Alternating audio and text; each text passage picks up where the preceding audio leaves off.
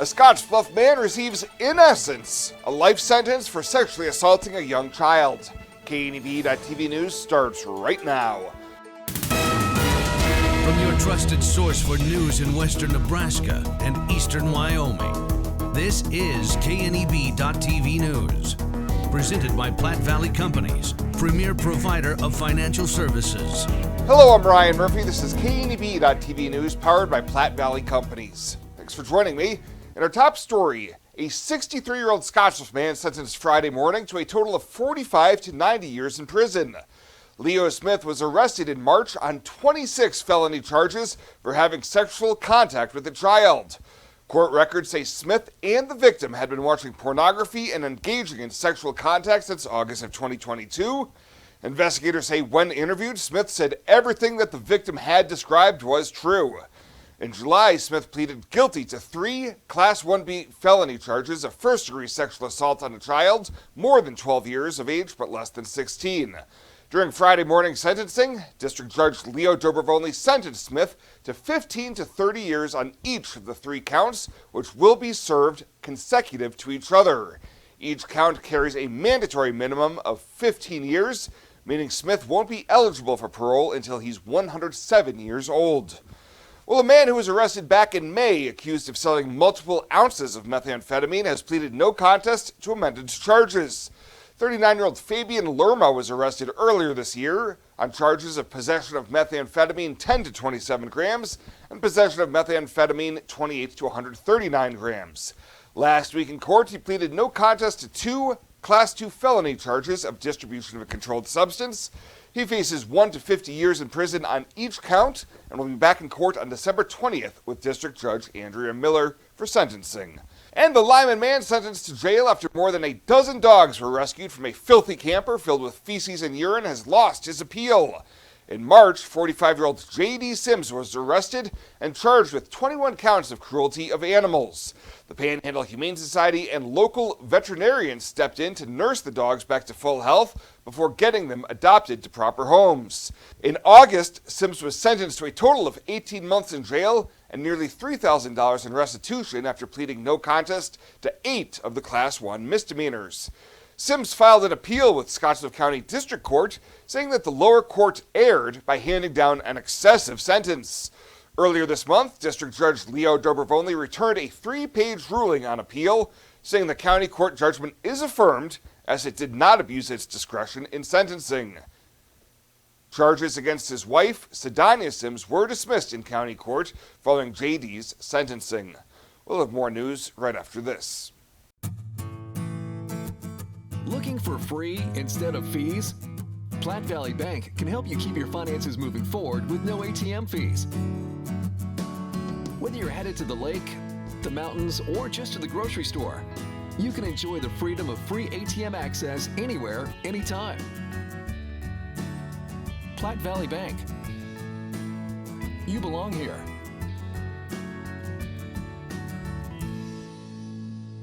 I would definitely recommend Allo's business services to other companies. Allo's next-gen firewalls have allowed us to tie 6 physical locations together along with numerous remote employees to produce and collaborate and generate content for our local radio group. It is very important for Nebraska Rural Radio Association to have the best in internet and phone service. We rely upon that every single day. Allo provided me with a solution that fit our needs. They have a quality product, great technical support, and a local presence in their community.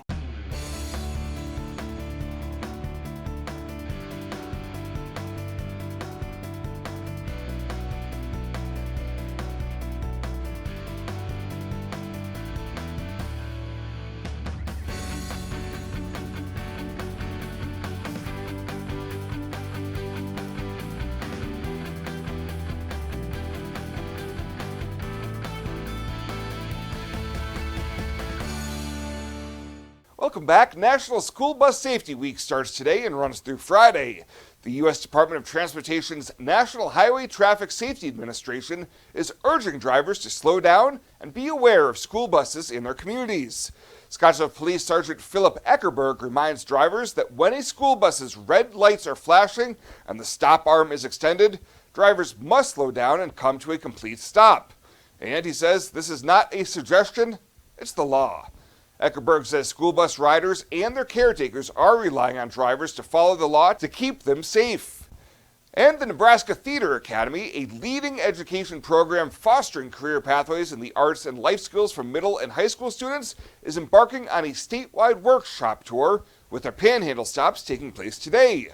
This comprehensive program, in partnership with the Broadway League's National Jimmy Awards, offers participating schools exclusive access to master classes with Broadway artists, professional feedback on productions, and the chance to represent Nebraska at the prestigious Jimmy Awards. For Panhandle students, workshops will be conducted today at Chadron High School from 8:30 to 10, Scottsbluff High School from 12:30 to 2, and Ogallala High School from 4:30 to 6.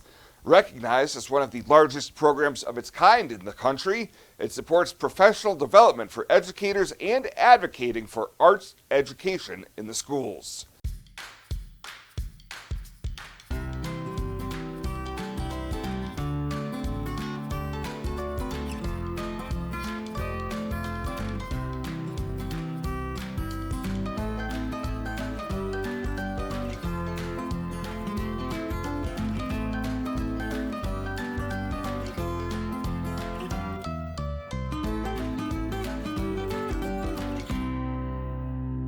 I imagined retirement in a place where we could enjoy our golden years, where adventure and friendship are the only items on the schedule. The Garden Homes at Northfield gives us the luxury we planned for and peace of mind when it comes to convenience, safety, and comfort. We never have to stop and think about the day-to-day upkeep. We love to explore abroad, but most importantly in our backyard. So much to do, so much to see.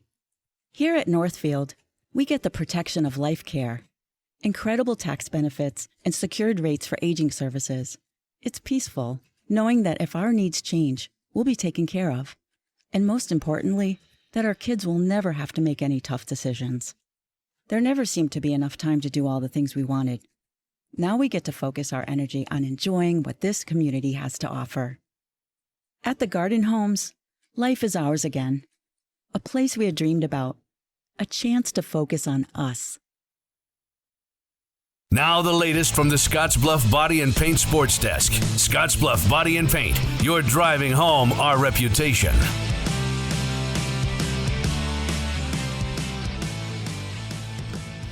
It's time for that opening sports update of the week here on the TV side. Going back to Friday night, one of our own was among the inductees for the second annual Scottsbluff High School Athletic Hall of Fame class. For many years, Rob Barney was the only sports director that KNEB had ever known. I'm very honored and humbled to be part of this second induction class to the Scottsbluff High School Athletic Hall of Fame. Pretty good for a very unathletic guy.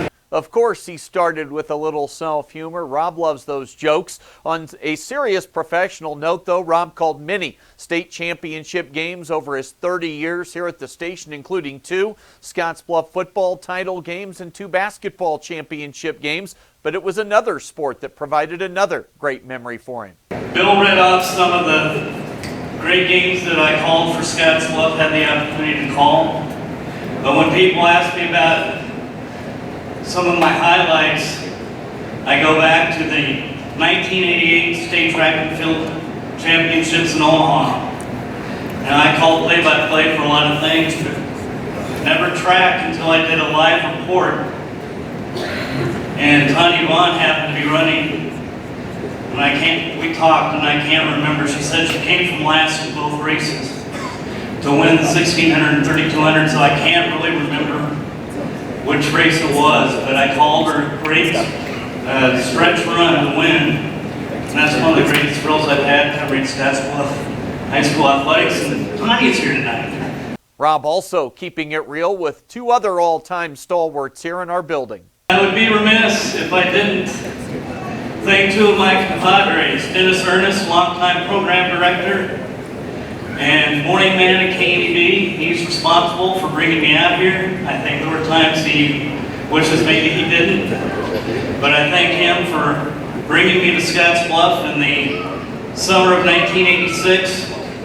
And then I shared a lot of time with a guy that loves the Colorado Buffaloes. And who would have thought that he'd become one of my best friends, and I appreciate his support. Kevin Mooney and his wife Tracy are here tonight, thank you.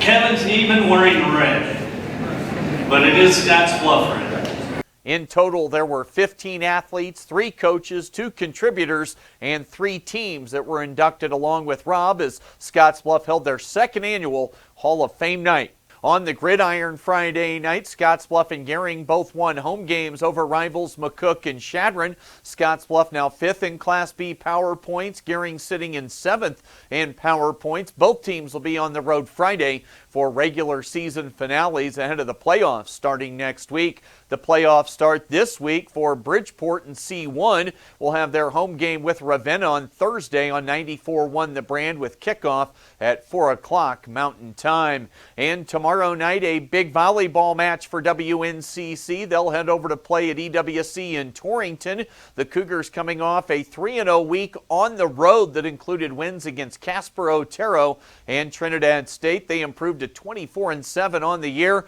and right now they're 6-1 in conference play. KOLT 690, 101.7 for coverage tomorrow night with Chuck Schwartz at 5:45 for the Cougars match at EWC. That is the latest today from right here at the Scotts Bluff Body and Paint Sports Desk. I'm Chris Cottrell. When it comes to your health, you deserve the very best. At Morrill County Community Hospital, they provide top-notch care with compassion and expertise. From routine checkups to advanced surgeries, their dedicated team is here for you 24/7. With state-of-the-art technology and a patient-first approach, they ensure you and your loved ones receive the highest quality care. Because at Morrill County Community Hospital, your health is their priority. Visit Morrill County Community Hospital today in Bridgeport. Morrill County Community Hospital. Exceptional care right here at home. Are you looking for the perfect place to hold a wedding, family reunion, holiday office party, or business meeting? Well, look no further. The Hampton Inn and Suites Hotel and Conference Center is just the place for you. We're a full-service banquet facility that can host up to 400 of your guests. Stop in and see our spacious open-concept meeting rooms and begin planning your special event or family gathering today. Let us do the work for you so you can enjoy your guests. For personal service, stop by the Hampton Inn and Suites front desk.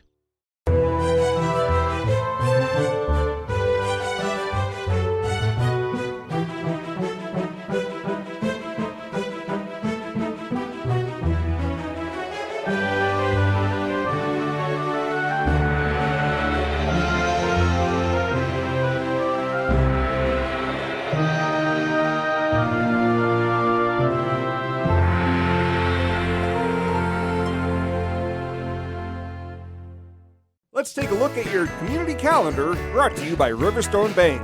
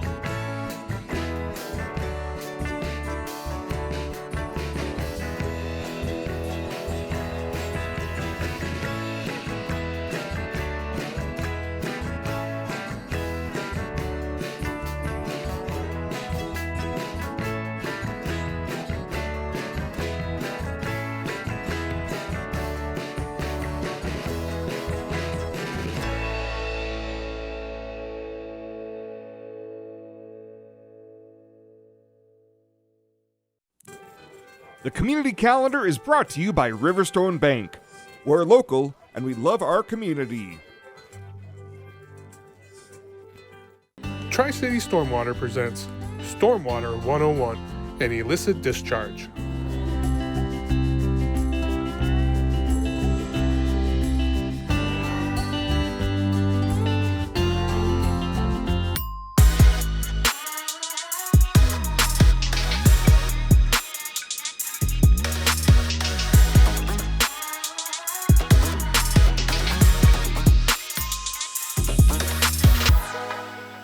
Fly United Airlines, operated by SkyWest with Western Nebraska Regional Airport.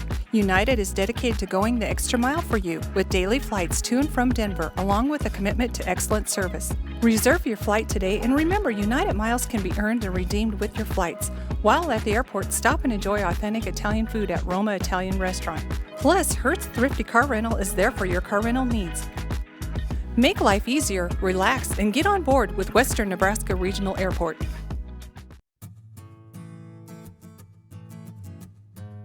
Tired of feeling stuck? Not sure if you are on the right track?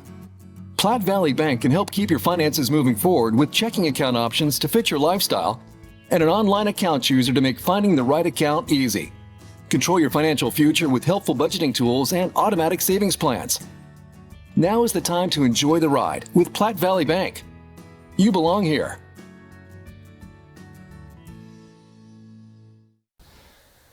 And finally tonight, a piece of ag history has returned to the area, much to the delight of the Legacy of the Plains Museum, representatives, and the families whose ancestors brought it to the area a century ago. An operational Holt 1919 combine that was purchased new by Banner County farmer Hans Olson and restored 2 decades ago in Rapid City by Bob Grimm was delivered to the museum on Thursday. Grandson Butch Schuler says it was an emotional return. It's a piece of not only our family's history, but it's part of the area's history, and how ground was broken up in the early 1900s and developed, and as farming practices have changed and we've adapted technology, and this represents a big part of that, is it got to a self-propelled combine. Schuler said prior to buying 2 of the combines, his grandparents had to use 32 horse teams to bring in the harvest, and the purchase actually paid off the land in just a couple of seasons. The addition is the latest piece of big machinery for the museum, which also recently received about 30 vintage tractors and has a large steam-powered tractor in its collection. Well, that does it for us this time. Thank you so much for tuning in. Stay safe out there. We'll see you here next time.